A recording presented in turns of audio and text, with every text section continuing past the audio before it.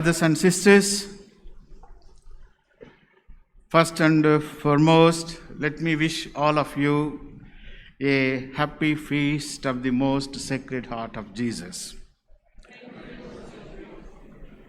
Though your parish priest and all your parish council, all of you had different plans to celebrate this feast, but today anyway, God has given us this opportunity to have this annual feast day mass this way. Heart, we all know, symbolizes love. We all know and experience on Valentine's Day, young people in love send to each other greeting cards expressing their love towards one another. Today, my dear brothers and sisters, we celebrate another heart, a very special one, a divine heart that was pierced for love of all of us. Many of our ordinary daily expressions, we see how much love we express. It may be between parents and children, husband and wife, and the people of goodwill. Expression of this love, it all depends upon whether between lovers, between husband and wife, and other sectors of the people. But it is today, in a special way, the heart that is broken for us, courageous and confident that God is with us and He will surely, with His love and compassion, lead us and protect us from all types of dangers that we face in our day-to-day life. We know, my dear brothers and sisters, when we examine the love between the lovers, a lover is eager to meet his sweetheart. The expectations, the deep concern, and the deep desire. So to see one another, it is not only that we see in the lovers, we all have experienced as a parents, as husband and wife, and also among your colleagues in the workplaces, or maybe a parish community like this. We are speaking about our Lord Jesus Christ. The heart of Jesus pierced with a lance signifies the best, the deepest, and the most intimate reality of Jesus that not only became vulnerable, but also was wounded out of love for us. His love for us was so total, unconditional, and self-sacrificing. The mystery of the heart of Jesus is the mystery of love. Christian spirituality, whose guiding principle is love, discovered in the heart of Jesus the immense treasure of His love. Christ on the cross was pierced with a lance. Blood and water flowing from His open side has always been an object of contemplation and preaching in the church. The physical order invites us to penetrate into spiritual order. The image of the heart of Jesus includes all that could be said about the incarnate Word, our Savior and Redeemer. I would like to quote Saint Pius XII. In his encyclical, he says, the spirituality that took shape during the Middle Ages from the contemplation of the heart of Jesus did not grow out of a pure theological speculation in the heart, but out of contemplation of the pierced heart of the Redeemer. It sprang up spontaneously from the living faith and the fervent piety which the chosen souls nourished towards the person of the Redeemer and towards his glorious wounds, which bear eloquent testimony to his immense love in front of the contemplative spirit of faithful. Therefore, we too shall draw immense spiritual benefit by contemplating the heart of Jesus, wounded and bleeding out of love for us.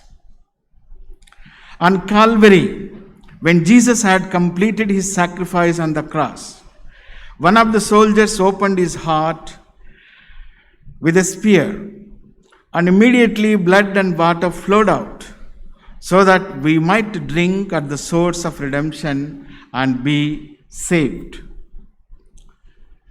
When we look into the Old Testament, during the Exodus in the desert, Moses struck the rock and water flowed from it to save the Jews who were dying of thirst. The heart of Jesus, which throbbed in love for us, he shed the blood till the last drop for us. Though in the old hymn we see one drop of blood of Jesus would have been enough to save all of us. But until the last drop of his blood, he has shed for us.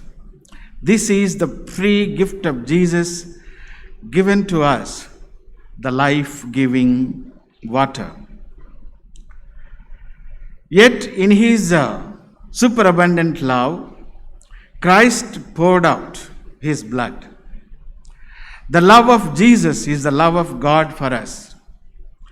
And we hear in the Gospel of John, God so loved the world that he gave us his only Son. Such is God's love for us, my dear brothers and sisters. In the heart of Jesus, the love of God becomes visible to us. The blood does not only symbolize love, but it also symbolizes life. It is a symbol of good health. Blood is also the symbol of sacrifice and death. Similarly, water symbolizes life and purification. For us Christians, it symbolizes baptism, which purifies us and gives us new life in Christ. We are washed in the water flowing from the side of Christ. That is to say, we are made clean through his suffering and death. Redemption and purification come from the open side of Christ. What do we learn from the heart of Jesus? He invites us, come to me, all you who labor and are heavy laden, and I will give you rest. Take my yoke upon you and learn from me, for I am gentle and lowly of heart, and you will find rest in your souls. The Gospel of Matthew, chapter 11, verses 28 and 29. Jesus also said that gentleness and meekness and humility are simply but great lessons that Jesus is teaching us. Blessed are the meek, for he said, for they shall inherit the earth. His humility was not an empty show. He was humble of heart. He stands as the most sublime model of the person who has totally surrendered himself to the will of God. Therefore, let us look at Jesus in our trials, in our difficulties, in our sorrows. Let us look at Jesus more when we achieve, when we have success, and when people give us praises. And in our daily happenings, it is important that as priests and religious, as a faithful, we have to look at Jesus more, not at the happenings through the events that we face every day. Thirdly, the heart of Jesus was full of compassion for suffering humanity, about which we have ample of examples in the gospel. When Jesus saw the harassed and helpless crowd, he was moved with compassion for them. He treated the crowds gathered to hear him, so his guests, and took the responsibility to provide them with good and abundant food. In his own words, what he said is, I feel sorry for these people because they have been with me for 3 days and now have nothing to eat. I don't want to send them away without feeding them, for they might faint on their home. Here we see, my dear brothers and sisters, the tender love of Jesus and his watchful, sensible, and caring heart. If we learn and imitate these qualities from Jesus, how wonderfully our life would change. Let us examine. So Jesus further invites us, abide in me as abide in you. Gospel of John chapter 15 verses 4. And he commands us, love one another as I have loved you. Commenting on these words, he says, our first priority is to learn how to love Jesus, to enter fully into the mystery of his loving heart by loving him in return. This is expressed in the basic command, abide in me. But immediately and inevitably, there follows the call to love one another. This means joining Jesus and his Father in their liberating, redeeming, and healing love for all humankind. To allow Jesus to conquer our hearts means to enter into the flow of his love. As St. John says, if this is how God loved us, then we should love one another. The first letter of John, chapter 4, verses 11. The heart of Jesus never ceases to love us. It was open to provide a refuge for our souls, wearied as we are by fatigue, temptation, sorrow, and discouragement. The wound is the side of Christ is a wound of love. The open side of Christ is to call to love and union. Let us offer our love, our heart, to the sacred heart of Jesus, the heart which is meek and humble of heart, the heart which is love, which loved us to the end, the heart which is pierced for us, the heart in which our names are written, the heart in which there is place for every one of us, the heart which is aching for our love. Love can be answered only with love. Let us therefore love the heart of Jesus. And he tells us, I love you just as the Father loves me. Remain in my love. The disciples on the road to Emmaus felt their hearts burning as they walked and talked with Jesus. Let our hearts also burn with love for him. And coming back today, as the 13th week in ordinary time, We hear in the gospel Jesus curing the girl, Talitha Kumi. Just in one word, he was giving a cure. My dear brothers and sisters, today we are all really confused about our future. So many people are suffering. So many people are calling us. How to console them? How to give hope? It is, I personally find very difficult to counsel them. So that is a given situation for all of us. Let us pay attention. We know about the first wave of coronavirus. Who imagined that second wave is so powerful and take away the lives of bishops, priests, and the religious women and men and the faithful? We never imagined, we never dreamt that the situation, such kind of situation, such kind of virus is affecting us. And now we have to pay attention. Let us thank the Lord for we are able to open our churches. But we don't have a strict permission to gather in a big number, my dear brothers and sisters. It is okay, you are coming. But see that you maintain a distance and you put a mask, and Father generously has put up sanitizers everywhere. Let us use them. And let us also wash our hands, frequently, so that we take care of our health, and also we are concerned about the health of others. Now they are speaking about third virus. Let us not take it easy. And it's going to affect the children or elderly or young people, we do not know. But always being cautious is very, very important. And now I heard about Delta Airlines flying high. Look at that Delta virus, it seems. They're speaking about it so powerfully. So this is the given situation for us.